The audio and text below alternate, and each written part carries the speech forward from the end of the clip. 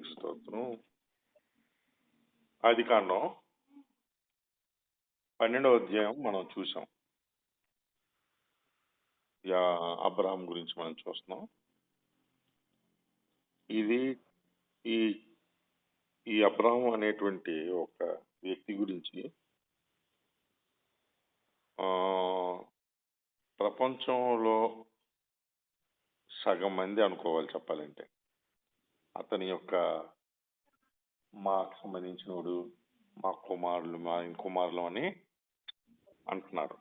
చివరి వచనము ఫరో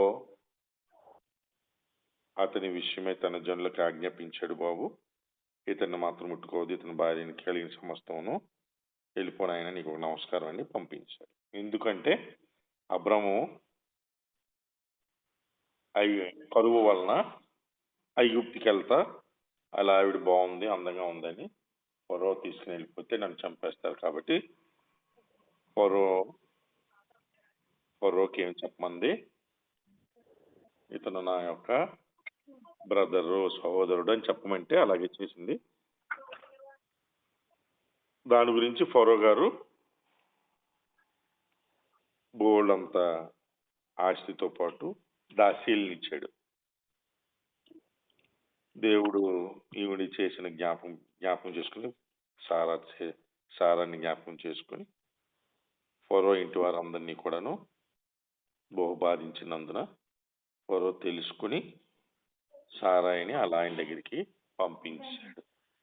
సో అలాగా వీళ్ళు కలిసి మరలా ఫరో ఇచ్చిన ఆస్తితో పాటు అతను కలిగిన ఆస్తిని కూడా వెంట పెట్టుకుని 13వ అధ్యాయం 1వ వచనంలో అబ్రహాము తను కలిగిన సమస్తమును, మరి మీరు బ్రదర్గా ఉన్నప్పుడు నాకు ఇచ్చిన ఆస్తి నాకు వద్దు అని ఉంటే లెక్క బాగుండేది. కల్పించుకున్నాడు. తనకు కలిగిన సమస్తమును, తన భార్యను, తనతో కూడా ఉన్న లోతుని వెంట పెట్టుకొని ఐగుప్తు నుండి నెగబునకు వెళ్ళాడు. అబ్రాహాముకి వెండి బంగారము పశువులు కలిగి బహుధనవంతుడై ఉన్నాడు. ముందు పశువుల లిస్టే చెప్పాడు. రెండో దగ్గరికి వచ్చేటప్పటికి వెండి బంగారం. ఇప్పుడు తులం బంగారం ఎంత ఉంది అంటే 10 గ్రాములు, దరిదాపు 60 నుంచి 70 వేలు ఉంది. ఒక అమ్మాయికి తాలిబొట్టు పెట్టాలి, చైన్ పెట్టాలి అనుకుంటే ఒక 2-3 లక్షలు అయిపోతుంది. అంత ఖరీదు అయిపోయింది. ఈ బాబు గారికి ఏమైనా ఉంది, దేవుడు చెప్పిన ప్రకారం వెండి బంగారంతో పాటు పశువులు కలిగి అక్కడ రాస్తాడు. వెరీ అంటే బహు ధనవంతుడే ఉన్నాడు. దానికి లెక్క ఏం లేదండి. వ్యాస్ట్ అంటే పెద్ద రిచెస్ట్ మ్యాన్ అనమాట, ధనవంతుడైనటువంటి అబ్రహాం. అతడు ప్రయాణం చేయొచ్చు దక్షిణం నుండి బేతెలు వరకు, అనగా బేతెలునకు హాయికిని మధ్య తన కూడా మొదట ఉండిన స్థలమున వరకు వెళ్ళాడు. అక్కడ నుంచి వచ్చాడు, మళ్ళీ అక్కడికి వెళ్ళాడు. పైనుంచి వచ్చాడు, మళ్ళా కిందకు వచ్చాడు ఐగుప్తికి. మళ్ళీ ఐగుప్తు నుంచి పై వరకు వీళ్ళు బేతెలు దాటి ఇక పేర్లు, దాంట్లో ఉండేటువంటి మర్మాలు, ప్లేస్ యొక్క బ్యాక్గ్రౌండ్ ఉన్నది. అతని బేతెల్ అంటే ఒక పేరు, ఐగుప్తు అంటే ఒకటి, ఇవన్నీ ఉంటాయి. తర్వాత చూద్దాం, అంటే మీకు ఇంకా కొన్ని విషయాలు చెప్పిన తర్వాత చూద్దాం. ఎలాగైనా సరే ఐగుప్తు అంటే కనుక శపింపబడినది, బేతెలు అవన్నీ కూడాను ఆశీర్వదించబడినటువంటి ప్రదేశాలు. ఎందుకంటే అక్కడికి వచ్చిన తర్వాత బలిపీఠం కట్టేసి ప్రార్థన చేశాడు. దేవుని యొక్క దర్శనాలు అవన్నీ కూడాను. తర్వాత వీళ్ళ కొడుకులు ఇవన్నీ కూడా ఆ బేతెలికి ఉన్నటువంటి ఇంపార్టెన్స్ మనం చూద్దాం. సో తాను మొదట బలిపీఠం కట్టిన చోటన మొదట ఉన్న స్థితిని నువ్వు మర్చిపోయావు. ప్రకటనలో ఉంటుంది. నువ్వు మొదట నాతో బాగున్నావు, ప్రేమగా ఉన్నావు, ప్రార్థన చేసావు, తెల్లారు లేసావు, నైట్ రేసావు, స్లోగా స్నేహితులు ఎక్కువైపోయారు, ప్రార్థన తగ్గిపోయింది, దేవుల్లో ఉండడం తగ్గిపోయావు, ఐగుప్తికి వెళ్ళిపోయావు, పడిపోయావు. మీ ఆవిడ్ని సిస్టర్ అన్నావు, అక్కడి నుంచి పనికిమాలిన సొమ్ముని, దాసీల్ని, పనికత్తులు తెచ్చుకున్నావు. నువ్వు విశ్వసించలేనటువంటి పరిస్థితుల్లోకి వెళ్ళిపోయి కరువు వలన భయపడి ఎక్కడికి వెళ్ళిపోయావు, జారిపోయావు. అలా స్లో ఐగుప్తికి వెళ్ళిపోయాడు. ఐగుప్తులను ఏముంది? పశువులకి దానా ఉంది, నీకు ఫుడ్ ఉంది, కానీ దేవుడు లేడు. బేతులకు వచ్చాడు, ప్రార్థన ఉంది. అక్కడ ఏమనుంది? తాను మొదట బలిపీఠం కట్టిన చోట మొదట మొదట నీవు తట్టబుట్ట సర్దుకుని వెళ్ళిపోరా నాయన అంటే ఇక్కడికి వచ్చి బలిపీఠం కట్టి ప్రార్థన చేశాడు. అది మర్చిపోయాడు అనమాట. ప్రతిసారి అబ్రాం తప్పు చేశాడు, అబ్రాం మర్చిపోయాడు, సిస్టర్ అనమన్నాడు. ఇవన్నీ చిన్న చిన్న పాయింట్ దేవుడి విషయంలో అవన్నీ సెట్ చేస్తున్నాడు. మన పాపము దేవుడికి పెద్దదా చిన్నదా అనే పాయింట్ కాదు అక్కడ. మనం దేవుడిలో నిలకడ ఉండడానికి నిన్ను ఏర్పరచుకుంటే గనక అది చిన్న చిన్నవి పెడతారు లేస్తా. అరే మనం ఈతను తప్పు చేయడా, లేదంటే రోహన్ గారు చేయడా పిల్లలు అనేది, మన హాస్టల్ పిల్లలు చేయలేదా, నిన్న మొన్న లక్ష్మి చేయలేదా, కేజీ చేయలేదు, చిన్న చిన్న మిస్టేక్స్ జరుగుతాయి. వాటి వలన మనం ప్రార్థనలో నలిగి ఇలాగ జారిపోయామనుకో. మాకు కొంతకాలం ముందు మేధావి వర్గాలు ఉన్నారు కదా, మాకు చదువు ఇంపార్టెంట్, ప్రేయర్కి రామని చెప్పి వెళ్ళి జారిపోయారు. ఒలే మనం వెళ్ళొద్దే ప్రేయర్కి, చదువుకున్న తర్వాత వెళ్తే ముగ్గురు కూడబలుకున్నారు. ముగ్గురు దోతలు మాకు. ఇలాగా అంటే ఏంటి, మునుపున్న స్థితిని మనం మర్చిపోతే కనుక, అయ్యో మన ప్రార్థనలో ఉండాలి కదా, వాక్యం ఇంపార్టెంట్, పాటలు ఇంపార్టెంట్ కదా, ఏముంది నిద్రపోతున్నారంటే నిద్రపోయినప్పటికీ కూడా అది ఇంపార్టెంట్ అనమాట. కష్టం వచ్చినప్పటికి కూడాను, రోజంతా పని చేసాం, స్కూల్కి వెళ్ళాం, నిద్రపోయినప్పటికీ దేవుడి సన్నిధి ఇంపార్టెంట్. నువ్వు కనుక సుఖానికి వెళ్ళిపోయి ప్రశాంతంగా వెళ్ళిపోదాం, మనకు అదికి తెవ్వబడిందా లేదా మన పిల్లలకి? రాత్రిపూట 10 గంటలకు ప్రేయర్ ఏంటి మరి? పిల్లలు స్కూల్ పిల్లలు ఎవరైనా ఉంటారా? వారానికి ఒకసారి పిలిచాం అనుకోవడానికి. సెకండ్ సాటర్డే బెటర్ సార్, ఇంకా మిగతా రోజులు వద్దు సార్, మేము వర్క్ చేసుకుంటాం అని అనలేదు కదా. మీరు ఏదో గిట్టుకున్న మొత్తానికి మా ప్రేయర్లో మీ ప్రేయర్లో అందరం కలిపి 1 గంట ఉంటున్నావా లేదా? దేవుడికి ఇచ్చినటువంటి ఆ సమయాన్ని దేవుడు జ్ఞాపకం చేసుకుంటాడు. సో అబ్రాహాము, సారా, లోతు దేవుని జ్ఞాపకం చేసుకుని బలిపీఠం కట్టి అందరూ ప్రార్థన చేశారు అని ఉంది. కరువు వచ్చింది, దేవుడు పరీక్షించాడు, ఉన్న నిలకడగా ఉంటావా లేదు, మునుపటి ప్రేమని నువ్వు మర్చిపోయావు. ప్రకటన ఒక సంఘస్థులకు రాస్తారనమాట లాస్ట్లో, నువ్వు మునుపటి ప్రేమని కోల్పోయావు. నన్ను కొత్తగా వచ్చినప్పుడు, దేవుళ్ళలోని వచ్చినప్పుడు నన్ను ప్రార్థన చేసావా, పాటలు పాడావా, నీళ్ళని చేసావా, పరలోకమందం చేసావా, తిన్నప్పుడు తినలేనప్పుడు, ఏది తిన్నా ఏది తాగినా పరలోకమందం చెప్పావా. ఊరికి వెళ్ళిన తర్వాత పరలోకం లేదు, చర్చి లేదు, ఏం లేదు, అలుగుతాం చర్చిల మీద. అప్పుడు చర్చ్ అంటే అలగండి, ఇలా భోజనం మీద అలక, చర్చి మీద అలక, పాస్టర్ మీద అలక. ఎవరు తిన్నగా ఉన్నారని అది కాదు, మనం సంఘానికి పరిగెత్తుకునే పరిస్థితి నుంచి మనం దూరం అయిపోయేటట్టు ఎవరు చేస్తారు? చైతన్య చేస్తారు. నీకు ఆసక్తి కోల్పోయేటట్టు, నీకు కరువు వస్తుంది. ఏమొస్తుంది? కరువు వస్తుంది. నువ్వు ఎక్కడికి వెళ్ళిపోవాలి? ఐగుప్తికి వెళ్ళిపోవాలి. చూస్తావు ఎదురు ఎలా చూస్తావు, ఎక్కడ బెటర్ బెటర్ బెటర్ బెటర్, ఐగుప్తి బెటర్. అక్కడ వాటర్ ఉంది, మొక్కలు ఉన్నాయి, సస్యశ్యామలం ఉంది. వెళ్ళిపోయాడు అంత జమ్మని. ఏం కోల్పోయి వచ్చాడు?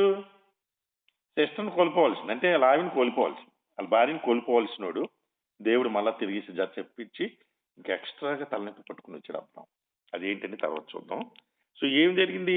మొట్టమొదట ఉన్న స్థితినికి దేవుడు మళ్ళా అబ్రాం రియలైజ్ అయ్యి తాను మొదట బలిపీఠమును కట్టిన చోట 4వ వచనం, అక్కడ అబ్రాము నామమున, యెహోవా నామమున ప్రార్థన చేశాడు. ప్రభువా అయిపోయింది, తప్పు అయిపోయింది, క్షమించండి, ఈ ఆశ నాకు వద్దు, అది వద్దు అంటే బాగుండేది.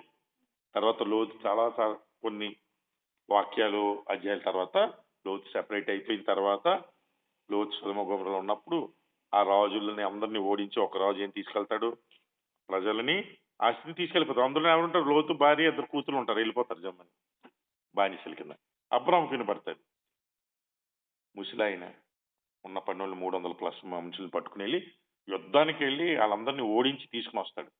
సొదొమ గొమొర్రా అనేటువంటి రాజుగారు పిలిచి అడుగుతారు, అబ్రాము ఈ జనము గినము బంగారం దోపుడు మాత్రం తీసేసుకో, ఆ ప్రజలు ఎవరు ఉన్నారు మాకు ఇచ్చి అని అంటాడు. రాజుగారు చెప్తాడు. అబ్రాము అంటాడు, మాకొద్దు, నీ వలన నేను రిచ్ అయ్యాను, పెద్దోడిని అయ్యాను నన్ను అనుకుంటే గనక నాకు నచ్చదు, నాకు ఒక్క చిల్లిగా వద్దు, నాతో పాటు యుద్ధానికి వచ్చారు కదా, వీళ్ళకి ఇవ్వాల్సింది ఏదో వాట ఇచ్చేసి అంటాడు. తీసుకోడు. ఏం జరిగింది? తాను మొదట బలిపీఠం కట్టిన చోట చేరిన తర్వాత ఏం చేశాడు? యెహోవా నామమున రియలైజేషన్ అనేది దేవుడు తీసుకుని రావడానికి, జరిగిన తప్పు నుంచి అయ్యో ప్రభు అని క్షమించండి అని కొంత టైం పడుతుంది. లాస్ అయిపోవాలి కదా, మనం ఏదో జరగాలి కదా కదా.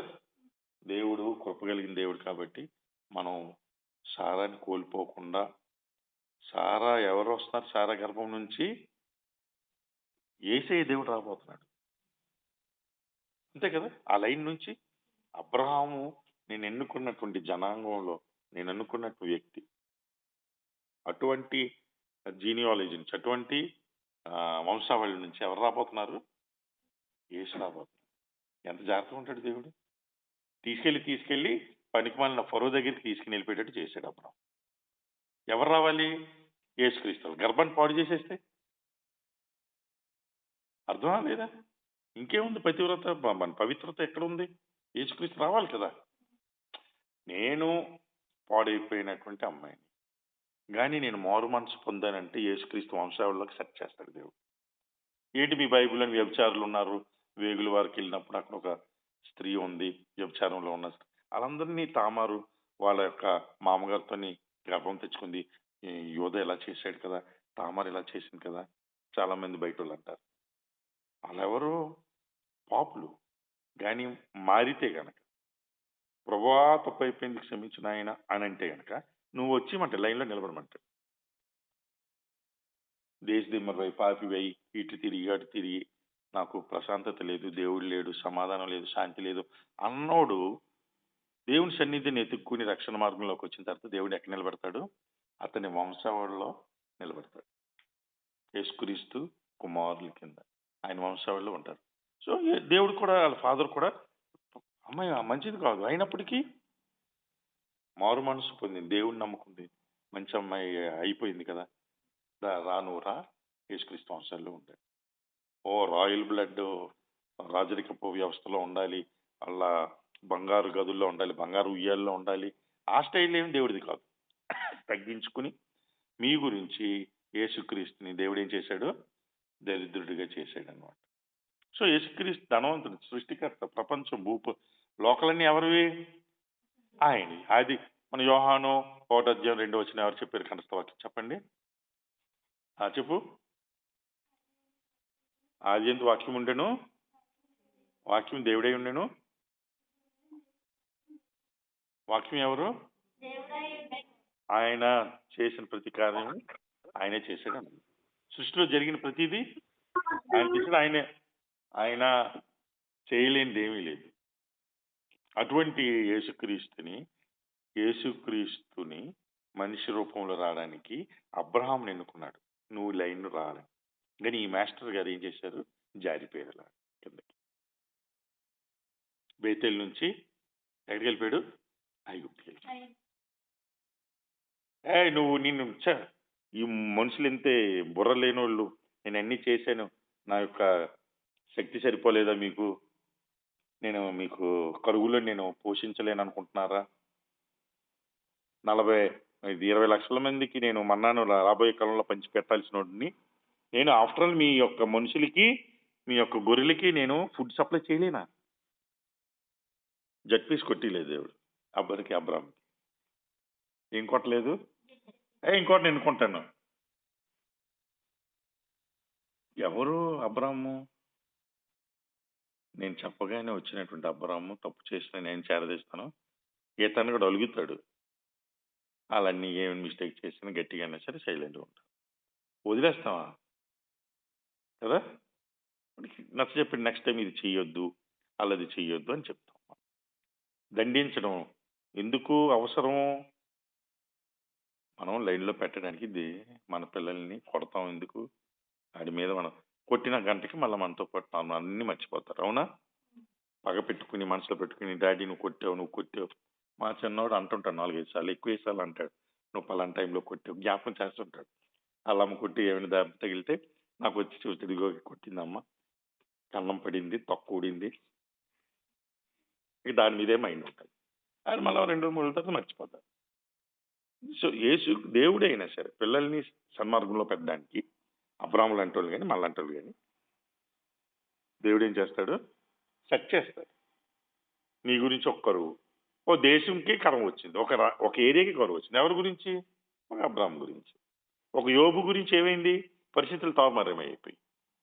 ఒక యోబు గురించి, ఒక నీతిమంతుడి గురించి, నేను ఏర్పరచబడినటువంటి ఒక వ్యక్తి, ఒక అమ్మాయి, ఒక అబ్బాయి అయినా పక్కల గురించి నాకు అనవసరం.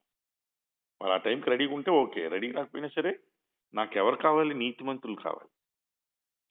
సో నీతిమంతుడైన అబ్రాం గురించి కరువు రావడం, మిగతా వాళ్ళందరికీ కూడా కష్టాలు రావడం, అబ్రాం జమ్మని దిగిపోవడం. నువ్వు నా యొక్క శక్తిని నువ్వు గుర్తెరిగి, ప్రభు కరువు వచ్చినా ఆయన పర్లేదు, నువ్వు ఏది చెప్తే అది, నేను కిందకి జారిపోను అని అంటే బాగుండేదేమో. కానీ దేవుని యొక్క చిత్తం ప్రకారం వెళ్ళి ఉండొచ్చు. నెక్స్ట్ అబ్రాంతో కూడా వెళ్ళిన లోతునకు గొర్రెలు గొడ్లు గుడారంలో ఉండేను గనుక ఏమున్నాయి? అబ్రాంతో ఎవరు వెళ్ళారు? లోతు వెళ్ళాడు. నడిపించుకుని వెళ్ళదగినటువంటి ఆస్తి కొంతకాలానికి ఏమైపోయిందంట? పెరిగిపోతా వచ్చింది, మల్టిప్లికేషన్ అయిపోయింది. ఎవరితో కూడా ఉన్నాడు? అబ్రాంతో కూడా ఉన్నాడు. నువ్వు ఆశీర్వదించే వారిని ఆశీర్వదిస్తాను నేను. ఎవరితో ఉన్నాడు? పక్కన అబ్రాంతో ఉన్నాడు. ఇప్పుడు అబ్రాం వలన ఏం జరిగిపోయింది? లోతుకి, ఇతనికి ఏం జరిగింది? లోతునకు గొర్రెలు గొడ్లు గుడారంలో ఉన్నాయి. అంటే ఇక ఈ నెక్స్ట్ వారు 6వ వచనం, వారు కలిసి నివసించుటకు ఆ ప్రదేశము చాలకపోయింది. ఏ ప్రదేశం సరిపోలేదు? పెద్ద ఏరియా, ఎన్నో ఎకరాలు కలిగిన ప్లేసు, వీళ్ళిద్దరు కలిసి ఉండడానికి సరిపోలేదు. ఏమమ్మా, ఇప్పుడు మనకి లోతు, అబ్రాము, సారా వాళ్ళ కొండ కలిగింది, తోలుకుంటూ వాళ్ళు బంగారం ఏదో పనులతో పాటు వస్తున్నారు. వాళ్ళకి సరిపోయింది ఆ టైంకి, స్టార్టింగ్ టైంకి. నేను చెప్పిన చోటుకి రా, నువ్వు రా, దేశం బంధువులు అంతా వదిలిసిరా అంటే సరిపోయింది ఆ టైంకి. కొంతకాలం అయింది, అబ్రాం వాళ్ళని ఏమి జరిగిపోయింది? అబ్రాం ఆస్తి పెరిగిపోతూ వచ్చింది, లోతు ఆస్తి పెరిగిపోయింది. లోతుకి ఇప్పుడు కష్టాలు ప్రారంభం. ఏమైంది? వాళ్ళ ప్రదేశము, వాళ్ళు కలిసి నివసించడానికి ప్రదేశం సరిపోలేదట. వందల్లోని పనులు అయిపోయారు, వేలుల్లోని గొర్రెలు అవన్నీ వచ్చాయి. వీళ్ళ మందలు అటు కలిసి, వాళ్ళ మందలు ఇటు కలిసిరా, ఇది మా గురువు గారు, మా యజమానురా, డబ్బేలు వీడు ఒకరిద్దరిని, అయ్యగారు వీడు నన్ను తిన్నాడు, అది నాదే తెలుసు, నేను మచ్చ పెట్టాను, తాడు కట్టాను, ఈ గొర్రె నాదే, తగులు తీరుస్తున్నారు ఇద్దరును. అస్తే ఎక్కువైపోయింది. 7వ వచనం క్లోజ్ చేద్దాం. అప్పుడు అబ్రహాము పశువులు కాపరులకు, లోతు పశువులు కాపరులకు కలహం పుట్టింది. ఆ కలహం అంత కనానీయులు, పెరిజీయులు ఆ దేశంలో కాపుకుంటారు. ఏంటి గొడవలు అయ్యాయి? వీళ్ళకి గొడవలు స్టార్ట్ అయ్యాయి. మా యజమానుడు గొప్పవాడంటే మా యజమాని గొప్పవాడు. ద్వంద్వ యుద్ధం, ఫైటింగ్లు అయిపోయి, కత్తులు తెస్తున్నారు, నరికి చంపేస్తాంట అని. సో అప్పుడు ఆ కాలమందు కనానీయులు, పెరిజీయులు ఆ దేశంలో ఉన్నారు. కాననైట్స్ ఏంటున్నారు? కాననైట్స్ అంటే కనానీయులు, పెరిజీయులు. కాబట్టి అబ్రాహ్మణము మనము బంధువులు గనక నాకును నీకును, నా పశువులు కాపురులకు నీ పశువులు కాపురులకు కలహం ఉండకూడదు. ఎవరున్నారు అక్కడ? పెరిజీయులు ఉన్నారు, కనానీయులు. బయట ప్రపంచానికి మనం ఎలా ఉండాలి? మోడల్గా ఉండాలి. మన విషయాలను తీసుకెళ్ళి మనం స్కూల్లోని గట్రా చెప్పకూడదు, ఊర్లోని చెప్పకూడదు. వాళ్ళది అంతేనండి, ఇది ఇంతేనండి, ఒకరి మీద ఒకరు చాడీలు చెప్పుకోవడం ఇంకేంటి ఉపయోగం ఉంది? నీ సాక్ష్యం ఎక్కడ మిగులుతుంది? ఇప్పుడు మనము ఇదే విషయంలో సంఘాన్ని నుంచి, చర్చ నుంచో లేదా హాస్టల్ నుంచి మనం స్కూల్స్కి వెళ్తునేటప్పుడు నీకు ఇష్టాన్ని సంఘం రెడీ అయిపోయి బొట్లు పెట్టుకుని వెళ్ళకూడదు. మరి బైబిల్లోని బొట్టు పెట్టుకునేది ఎక్కడ ఉందండి? పెద్ద గొడవలు ఈ విషయం, డిబేటు, పెద్ద పెద్ద భక్తులు ఈ పాయింట్ల గురించి, మీరు బైబిల్లోని బొట్టు పెట్టుకోకూడదని ఎక్కడైనా ఉందా నాకు చూపించండి అని అంటారు. ఈ టాపిక్ తర్వాత మాట్లాడేటప్పుడు మనం ఫస్ట్ మనం దేవుని నమ్ముకున్నాం కాబట్టి మోడెస్ట్ డ్రెస్ అంటే నీట్గా రెడీ అవుతాం. ఆచారాలు వాళ్ళు ఇది నా ఆచారము అని ఒక హైందవ గ్రూపులు తీసుకున్నారు. అది నాది అన్నప్పుడు ఆడు తీసుకుంటే నాకేముంది, నేను పెట్టుకుంటే తప్పే ఉంది, బైబిల్లో లేదు కదా అనొచ్చు. లేదంటే లేవి కాలంలో అలాగుంది, ఇలాగుంది, లేదంటే ఇజ్రాయిల్ ఫలానా గుడారాలు వేసుకుని వెళ్తునేటప్పుడు వేరే ఊర్లో ఉండే అమ్మాయిల ద్వారా ఆకర్షితులు కాబడి ఇశ్రాయేలు అబ్బాయిలు వారితో పాటు సాంగత్యం చేసి వారి దేవుడిని మొక్కేటట్టు చేశారు. సో మనం జారిపోతాం. ఇలా జారిపోతాం. నీ యొక్క ఏముంది నైవేద్యం, ఈడు ఏమన్నాడు? వచ్చినోడు ఆ పాస్టర్ గారు ఇచ్చారు అన్నారా లేదా? మీరు పాస్టర్ గారు ఇచ్చారు, వేషాలు వేసాం కదా, మాకు ఇవ్వాలి కదా. కాళికాదేవి బొమ్మలను తర్వాత కత్తులు పట్టుకుని వచ్చి నాలుగు పెద్ద పెట్టుకుని వచ్చారు. సో మేమేమో అన్నాం, మీరు ఇవ్వండి, అందరు ఇచ్చారు, చోడవరంలో ఇచ్చారు, ఇక్కడ ఇచ్చారు, ఎక్కడ పడితే అక్కడ పాస్టర్లే ఎవరిస్తున్నారంట? విశ్వాసులు కాదు, పాస్టర్లు ఇచ్చేస్తున్నారంట డబ్బులు వాళ్ళకి. మేము ఇవ్వము అని అన్నాం. రేపు రా, పోనీ ఎల్లుండిరా, భోజనం పెడతాం, లేదంటే ఏమైనా ఇస్తాం. సో ఇప్పుడు నువ్వు జారిపోయావు అనుకో, అంటే వేరే యొక్క ఆచారాలకి నైవేద్యం తప్పే ఉంది. మా పాస్టర్ గారు లడ్డు తిన్నాడండి, తిరుపతి లడ్డు. నీవు తినేది లడ్డు తిరుపతి కానప్పుడు నువ్వు లడ్డు తిను. నేను నేను తిరుపతి నుంచి తెచ్చాను, నేను తిరుపతి నుంచి తేలేదండి, మా ఇంట్లో చేశాను, నువ్వు తినొచ్చు. నీకు తెలిసినప్పుడు ఆ బొట్టు వ్యవహారంలోనే మనం అందులో తలదూర్చొద్దు అన్నప్పుడు మీరు తల దూర్చొద్దు. తర్వాత స్లోగా అందులో ఉండేటువంటి ఏంటి ప్రాబ్లమ్స్ నేను చెప్తాను. అలాగే పచ్చబొట్లు వేసుకోవడం తప్ప కరెక్టా? బైబిల్లో లేదు కదా. ముసుగులు వేసుకోవడం వేసుకోవచ్చా లేదా? అమెరికాలో ఎవడో వేసుకోవట్లేదు. సో ఆచారాలకు వెళ్ళిపోదామా? హిందూ ఆచారాలు కొంచెం కొంచెం తీసుకుని తాలిబట్టి ఎందుకు కడుతున్నారు? అది హిందువుల ఆచారం, మరి కట్టేస్తున్నాం కదా. సో మరి బొట్టు ఏమి తప్పే ఉంది? ఇలాగ మనం డిబేట్లు చేసుకుని కూర్చుంటే మనం బైబిల్ని పాటించలేం. హైందవులు బొట్టు నాది, నేను విశ్వసిస్తున్నాను బొట్టు విషయంలో, స్త్రీకి బొట్టు ఉండాలి అని వాళ్ళు పెద్ద గ్రంథాలు రాసుకున్నారు. సరే ఇక నువ్వు బొట్టు నీది అన్నప్పుడు మేము వదిలేసుకుంటాం, దాన్ని సాక్రిఫైస్ చేస్తాం అనుకుంటే తప్పే ఉంది. సో మీరు మెల్లిగా లోకపు ఆచారాల వైపు మనం వెళ్ళిపోయే పరిస్థితికి లోతు వచ్చేసేది అనమాట మెల్లిగా. ఎందుకు? నీ ప్లేస్ నా ప్లేస్ సరిపోలేదు. అబ్రహం చెప్తాడు, అప్పుడు పైనుంచి చూసి నా పశువు నీ పశువు కాపులు గొడవలు అవుతున్నాయి, ఈ దేశమంతయు 9వ వచనం చదివి ఆపుదాం, టైం లేదు. ఈ దేశమంతయు నీ ఎదుట ఉన్నది కదా, దయచేసి నన్ను విడిచి వేరుగా ఉండుము. నువ్వు ఎడం తట్టునికి వెళితే నేను కుడి చేతి వైపుకి వెళ్తాను, నువ్వు కుడి చేతి వైపుకి వెళ్తే నేను చదువుకు వెళ్తాను అని లోతుతో చెప్పాడు. ఏం చెప్పాడు? మనం అందరం కలిపి దేవుడి యొక్క ప్రార్థన విడిచి ఐగుప్తికి వెళ్ళిపోయాము. చిన్నాన్న అవుతాడా, పెద్దనాన్న అవుతాడా? అలా నీ కొడుకే. ఏమవుతాడు? చిన్నాన్న. చిన్నాన్న మేము ఎక్కడికి వెళ్ళిపోతాము, సర్దుబాటు చేసుకుందాము, నీ వల్లనే కదా నాకు ఆస్తి వచ్చింది, నువ్వు ఇచ్చిన, నీకు దేవుడు ఇచ్చిన ఆశీర్వాదం వలన నువ్వు ఎక్కడ ఉంటావు అక్కడ ఆశీర్వాదం ఉంటుంది అని చెప్పడం బట్టి ఇక్కడ నా ఆస్తి పెరిగింది. నువ్వు నన్ను వెళ్ళిపోమంటే గనక నాకు అది శాపమే అని ఉంటే ఎంత బాగుంది. టర్నింగ్ పాయింట్ లోతుకి. ఒక దిక్కుమల్ల 2 మోయబైట్స్, ఇంకా వేరే ఒక 2 గ్రూపులు వచ్చేయాల నుంచి. దేవుడికి అసహ్యమైనటువంటి 2 జనాంగాలు లోతు నుంచి ఏర్పడ్డాయి. తర్వాత చదువుదాం. నువ్వు కొండలపైకి వెళ్ళి చూడు, ఏది బాగుంటే అది తీసుకో. ఇది సస్యశ్యామలంగా ఉందో, ఎడారి ప్రాంతంకి నేను వెళ్ళిపోతాను. ఎడారి ప్రాంతం నీకు కావాలనుకుంటే నేను సస్యశ్యామలంగా వెళ్తాను. కుడికి వెళ్తే లెఫ్ట్కి వెళ్తాం. దేవుడు లోతుకి ఇచ్చినటువంటి ఒక టెస్ట్ అనమాట. అబ్రహాంకి టెస్ట్ ఇచ్చాడు. కానీ మనం గుర్తెరిగితే కనుక, మీరుంటే కనుక, హాస్టల్లో నువ్వు ఉంటే కనుక, నీకు నమస్కారం అమ్మా మేము పడలేకపోతున్నాం అనే పరిస్థితికి మీరెందుకు రావాలి? నువ్వు ఎక్కడికి వెళ్ళిపోతావు, నెక్స్ట్ ఇయర్ ఎక్కడే ఉంటే అక్కడికి ఎందుకు వెళ్ళిపోతావు, నువ్వు ఉండే అమ్మని మనం అడగాలి. అవునా? నువ్వు ఆశీర్వాదంగా ఉండాలి కాబట్టి. నువ్వు హాస్టల్ పిల్లలకి నాకు ఇష్టం ఉండదు, నేను అరుస్తాను, గొడవ పెడతాను, నచ్చితే పని చేస్తాను, లేదంటే పని చేయను, నేను అన్ని వస్తువులు ఎక్కడ పెడితే అక్కడ పడేస్తాను. ఏరుకోవాల్సింది ఒకరిది ఉంది కదా, అది ఏరుకుని పెట్టులో పెట్టుకుంటుంది. వంట వండుకునే ఎస్తారు ఉంది, అది చేసుకుంటుంది. ఓలే ఎస్తారు, నువ్వు చేసే కొంచెం ఉప్పు కారం కరెక్ట్గా వేసుకుని తెచ్చి అంటే మనకు బాధ్యత లేదనమాట. నువ్వు ఉండాలి, హాస్టల్లో ఉండాలి, నీ వలన హాస్టల్ ఉపయోగం, నలుగురికి ఆశీర్వాదంగా నువ్వు ఉండాలి. మనం అలాగ లేదు అనుకో, ఏం జరుగుతుంది? దేవుడు ఏం చేస్తాడు?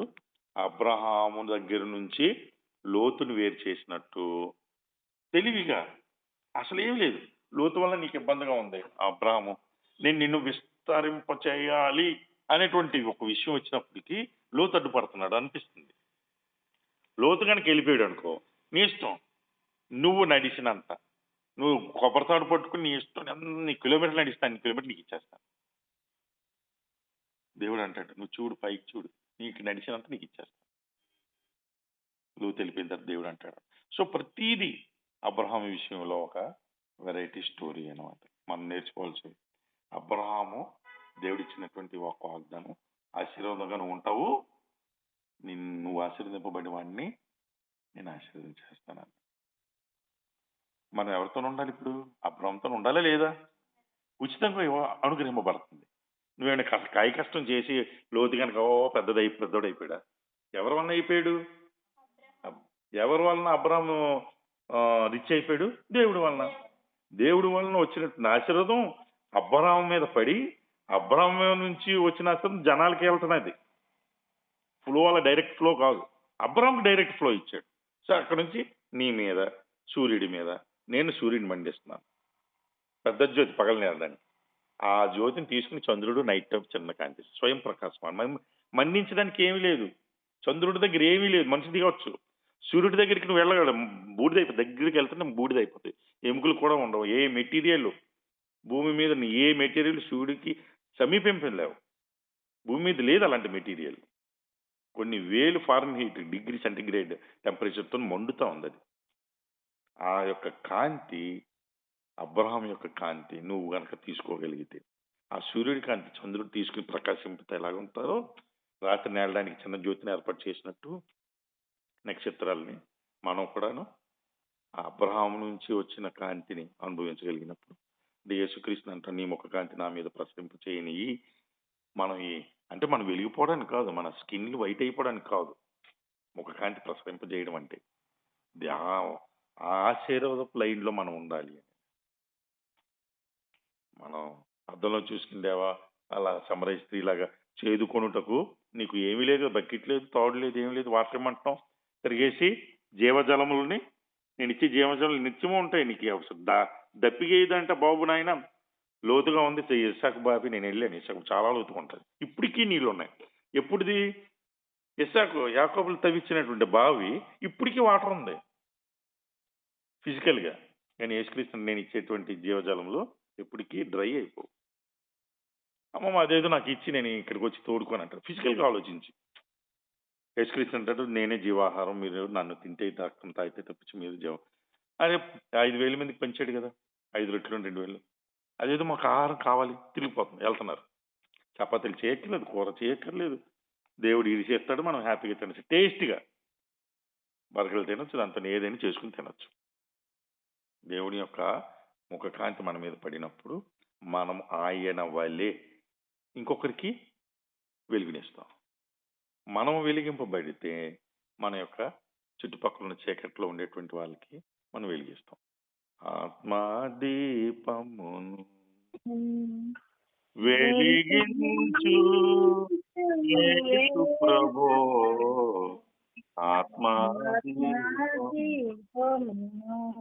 ఎప్పుడు తెలుస్తుంది ఈ విషయాలు?